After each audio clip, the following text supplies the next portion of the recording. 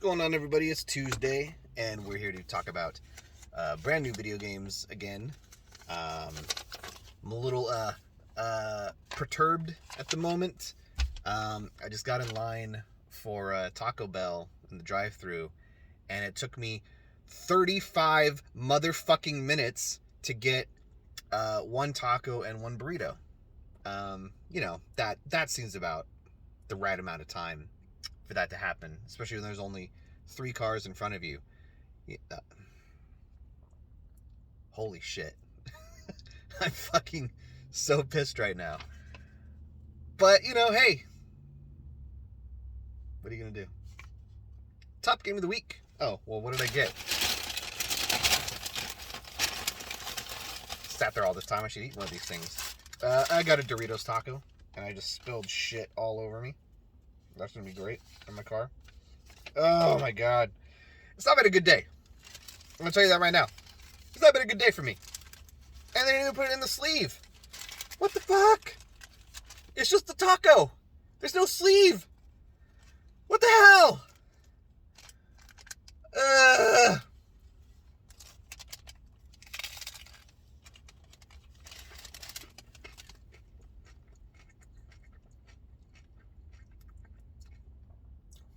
Sorry, everybody.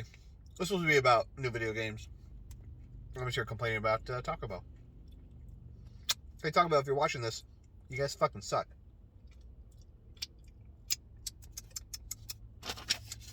Top game of the week.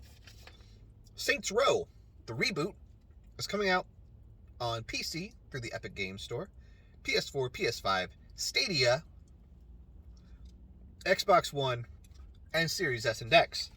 Like I said, reboot of the franchise, going back to its roots, being less wacky, but still being funny.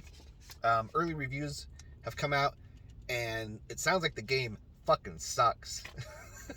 Probably as bad as Taco Bell. See how I tied it together?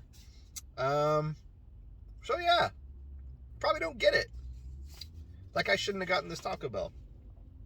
I should be with my kid right now. I should be with my wife and kid right now, hanging out with them, instead of making this fucking dumbass video in this fucking Taco Bell parking lot where I sat for 35 goddamn minutes in the drive-thru.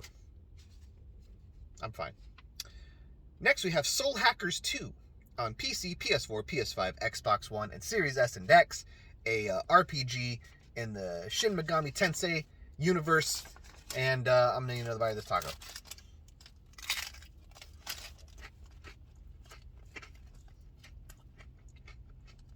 Maybe the meat and cheese will calm me down. And lettuce. And Cheeto dust. Sorry, Dorito dust. I can't think right now. Next we have Midnight Fight Express on PC, PS4, Switch, and Xbox One. A new brawler from, they boast that it's from the co-writer of Destiny 2, The Taken Witch, and, the stuntman from God of War. So, it's a high pedigree there. Next we have Deadly Night on PC, which is a survival horror stealth game where you play as a woman who's dressed in her underwear the entire game, being chased by a psychopath who wants to kill her while you're trapped in this small town. You start out in a motel and you break out and you get trapped in his house or something. I don't know. It's very creepy looking, and it doesn't help that the graphics are like Nintendo 64 era 3D polygons. So it looks like shit, but it like gives this like really crappy, grimy aesthetic that makes it just feel uneasy. The trailer is very disturbing too. Yeah, so anyways, that's coming out. Next we have I Was a Teenage Ex-Colonist. Exocolonist? I don't know. Fucking stupid name. PC, PS4, and PS5. Speaking of stupid names, we have Miss Kobayashi's Dragon Maid Burst Forth. Sorry, there's an exclamation point. Burst Forth! Chorogan Breath. That's it. Chorogan Breath. PS4 and Switch. It's a bullet hell game, if you couldn't tell by that name. Next we have SD Gundam Battle Alliance on PC, PS4, PS5, Switch, Xbox One, and Series S and X. Some kind of action RPG where the Gundam universe timeline is like collapsing in on itself, and you have to like right all the wrongs, put things back together.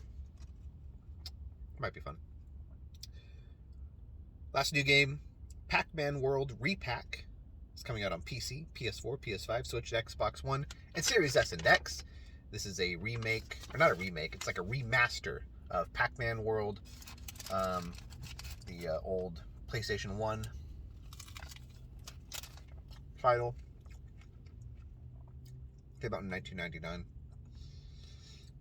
I should have got a drink. If I should get back in line to talk about, get a drink. You know, another 40 minutes to get a Baja Blast. Okay, that's it for new stuff. Notable titles. 10 years ago, Sleeping Dogs came out on PC, PS3, and Xbox 360. Kind of an interesting game. It started out as a third entry in the True Crime series. If you remember those games, there was True Crime Streets of LA and True Crime New York City on the PlayStation 2 and I think Xbox. Open world game where, you know, you were a cop trying to skirt the line between the law and being undercover. And so this was a new game from a new studio called United Front, made up of a bunch of people who had worked at other studios that made open world games like Rockstar, Volition, EA Black Box. And so they started making this game, True Crime, called True Crime Hong Kong for Activision. But after a few years, Activision got cold feet and said there was no way that a game could break through in the open world genre if it wasn't done by Rockstar. Like, they were the kings of it. And so they canceled the game. United Front had to lay off a bunch of people, like 120 people. It was like more than half of their staff. They had 180 people. They had 120 people. Crazy amount of people had to go. They thought they were fucked. But Square Enix came in and was like, hey, this game actually looks really good. Let's polish it up, and we'll release it. And hopefully we'll, you know, hit that Grand Theft Auto market and really tap into that. So they did. They were able to hire back half of those 120 people, so they got 60 people back. Polished it up, changed the combat system, and put it out. And they thought it was going to do, you know, pretty good. But unfortunately, it sold pretty poorly, like only over 1 million copies, which, I mean, that sounds like a lot, 1 million copies. But I mean, Grand Theft Auto and stuff like that, they're selling like tens of millions of copies, hundreds of millions of copies. So, maybe not hundreds of millions, tens of millions. A lot of copies. A lot more than 1.5 million. So, it was a failure. But it's a great game. Too bad it's a failure. United Front shut down because it didn't do as well as everybody thought. So that sucked for those people. But you can still get it. Square Enix still publishes it. You can still pick it up. You can get it on Steam. You can get it on PS4, Xbox One, and they're backwards compatible next-gen brethren. Really great. Really fun game. Check it out. Sleeping Dogs. Fantastic. 20 years ago, Super Mario Sunshine came out on the GameCube. This was the first official Mario game on the console. Came out not quite a year. The GameCube released in November of 2001. This came out in August of 2002. So not quite a year into the system's lifespan. So still technically like the launch window, but you know, it wasn't a launch title. Should have been, to some people, but it wasn't. Anyway, Super Mario Sunshine is interesting for its game mechanic where Mario wears a water cannon on his back, and it's got a nozzle that shoots water out, and you use that to, you know, attack enemies or to reach different platforms. But the main thing is you clean up all this like paint that's all over the place. There's like this goo everywhere on this island that you're on vacation at, and you have to clean it all up because the authorities there think that Mario was the one who put all the graffiti everywhere, but really it was a shadow doppelganger that did it. But they're fucking idiots, so they thought it was him. So his punishment is he has to clean up everything and find all the star shines. It's a fun game. It's a good game, but not a great Mario game. Like, it's definitely on the lower level of like 3D Mario games. I really enjoyed it 20 years ago. I played it recently again to see if it still held up, and it didn't. It's hard to control. The camera sucks. Yeah, so if you can get a copy, check it out. It's good, but it's not great. 30 years ago, Mario Paint came out on the Super Nintendo. An interesting title for the console. It was the first Super Nintendo game to use a mouse. So the game came bundled with a mouse and a mouse pad and like a strategy guide that showed you like how to like play and how to like, they gave you like templates on like how to make stamps of different characters. You can make like your own sprites in the game, so they kind of show you how to do that. When it came out, I got it when I was a kid and I loved it. It was a very influential on my life, I guess. I wanted to be an artist when I grew up. Didn't happen. I work in computers. But yeah, like for a budding artist, it was a great tool to have. I was able to draw pictures and create sprites and do animations and create music and put it all together. I would even, kind of record it to VHS tapes and have it saved, and I could watch it back over again. I don't know where those tapes are now. My dad probably threw them away, or they're in his garage or something. I don't know. I have no idea. But yeah, Mario Paint was great. Really helped a lot of people. It showed that a console could be more than just a console. You know what I mean? Like people were just like, oh, you just run and jump and shoot on it, but you can actually do things with it like you would a computer. Not as powerful as a computer, but still pretty good. Fun fact: if you like Homestar Runner, the web series, it's been around for almost 20 years now.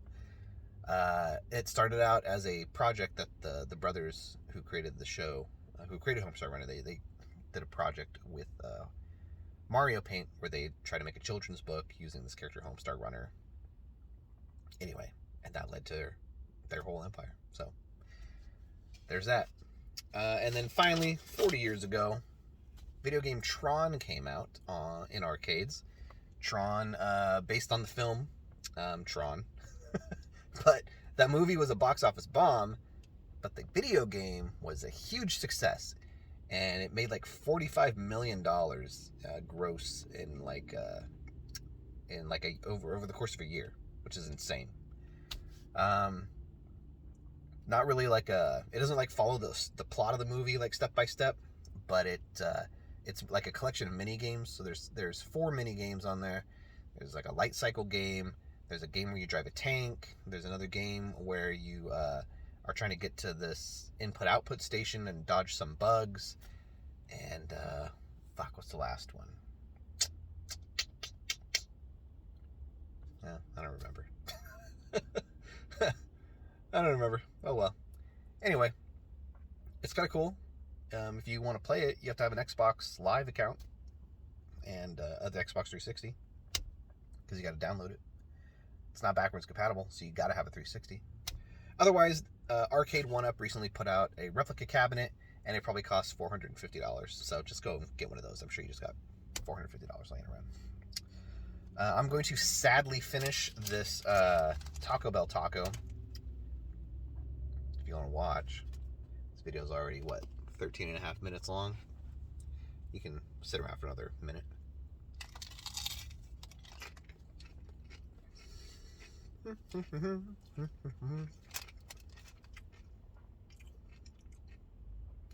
What's the longest you've ever waited for in a drive-thru line?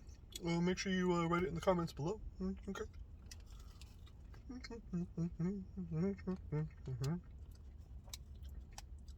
I fucking hate this.